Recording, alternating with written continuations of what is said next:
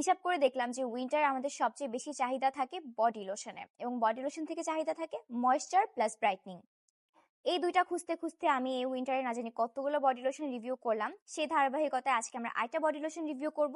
এটা হচ্ছে মোয়াম ব্র্যান্ডের skin brightening vitamin C body lotion. তোমরা জানো যে স্কিন ব্রাইটনিং এর ক্ষেত্রে ভাইটামিন সি আমার খুবই খুবই খুবই পছন্দের একটা ইনগ্রিডিয়েন্ট। সো বডি লোশনের মধ্যে ভাইটামিন সি শুনে আমি এটাকে রিভিউ করা শুরু করে দিলাম।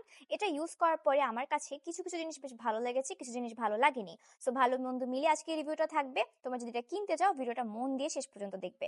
প্রথমত তোমরা জানো যে ভাইটামিন সি তোমার স্কিনের ভেতরে একটা অ্যান্টিঅক্সিডেন্ট হিসেবে কাজ করে। এটা তোমার স্কিন থেকে মেলানিন প্রোডাকশনকে টাইরোসিনেজ এনজাইম ইনহিবিট করার মাধ্যমে কমিয়ে দেয়। ফলে এক্সেস যে পিগমেন্টের প্রোডাকশন হচ্ছে ওটা কমে যায়, সান ট্যান রিমুভ হতে থাকে, স্কিনের ভেতর অতিরিক্ত ডার্কনেস থাকলে ওটা ফেড হতে থাকে। তার উপর দিয়ে vitamin C as a antioxidant shield হিসেবে তোমার স্কিনকে প্রোটেক্ট করতে পারে। অর্থাৎ ইউভির কারণে যে ড্যামেজ হচ্ছে, পলিউশনের কারণে যে ড্যামেজ হচ্ছে, যে অক্সিডেটিভ স্ট্রেসটা তোমার স্কিন পাচ্ছে ওটাকে রিভার্স করতে সাহায্য করে।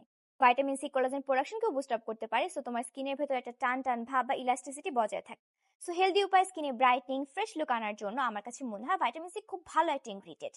এবার আসি এই লোশনটার বেলায়। এই লোশনটা কতটা জাস্টিফাই করে ভাইটামিন সি কে। প্রথমে আসি লোশনটার কি কি আমার কাছে ভালো লেগেছে। লোশনটা বেশ লাইট ওয়েট, অর্থাৎ তোমার কাছে মোটেই হেভি বা গ্রিসি ফিল হবে না। অ্যাপ্লাই করার পরে স্কিনে খুব দ্রুত অ্যাবজর্ব হয়ে যায়, তোমার স্কিনকে একদমই গ্রিসি বা স্টিকি স্টিকি ফিল না করিয়ে। সেকেন্ড যে জিনিসটা আমার ভালো লেগেছে, অনেক vitamin C body lotion use করার পরে আমার স্কিন আরো বেশি ড্রাই লাগতো, বাট এটার ক্ষেত্রে আমার কাছে আমার স্কিনটা ড্রাই লাগেনি, বেশ ব্যালেন্সড লেগেছে। আরেকটা জিনিস যেটা অনেকের কাছে অনেক ইম্পর্টেন্ট, সেটা হচ্ছে এই লোশনটা বেশ বাজেট ফ্রেন্ডলি। আমি কিন্তু অনেক ভালো ভালো ভাইটামিন সি ব্রাইটনিং লোশনের নাম তোমাকে বলতে পারবো, ওগুলো তোমাদের বাজেটে কুলাবে না, ইভেন আমারও বাজেটে কুলায় না। বাট সেক্ষেত্রে আমার কাছে মনে হয় এটা বাজেটের ভেতরে ডিসেন্ট একটা বডি লোশন। এবার বলবো আমার এই লোশনটার কোন কোন জিনিসগুলো ভালো লাগে নাই। প্রথমেই ফ্রেগ্রেন্স। এই বডি লোশনটার ভেতরে ফ্রেগ্রেন্স আছে, আমাদের অনেকেরই ফ্রেগ্রেন্সে অ্যালার্জি থাকে। আমার ফ্রেগ্রেন্সে অ্যালার্জি নাই, তাহলে আমার কেন ভালো লাগলো না? বিকজ এটার স্মেলটা আসলে সুইট না, সিট্রাস যেটা স্মেল বা লেমনি স্মেল ওরকমও না, শ্যাম্পুর মতো কিছুটা স্মেল। তো আমার কাছে স্মেলটা খুব একটা ভালো লাগে নাই। সেকেন্ডলি যে জিনিসটা আমার কাছে মনে হয়েছে, এক্সট্রিম ড্রাই স্কিনে এটা খুব একটা হেল্পফুল হবে না। বেশ লাইট ওয়েট লোশন দেখে আমার মতো অয়েলি স্কিনের মানুষদের জন্য এটা একটা সুখবর হলেও তোমার ড্রাই স্কিনের আপুরা ইউ নট গানা লাইক ইট।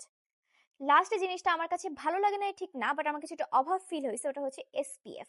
আজকাল আমি দেখছি যে অনেক বডি লোশনের মধ্যে এসপিএফ অ্যাড করে দেওয়া হয়, এটা আমার জন্য খুব ভালো লাগে। সো আমার এক্সট্রা করে আবার একটা সানস্ক্রিন বডির জন্য কিনতে হয় না। ওটা আসলে এটার ভিতরে থাকলে আমি খুব খুশি হতাম, কারণ ভাইটামিন সিও আছে। একসাথে যদি এসপিএফ থাকতো তাহলে ভাইটামিন সি এর কার্যকারিতা অনেক বেড়ে যেত, বাট ওটা এখানে নাই। So what to do.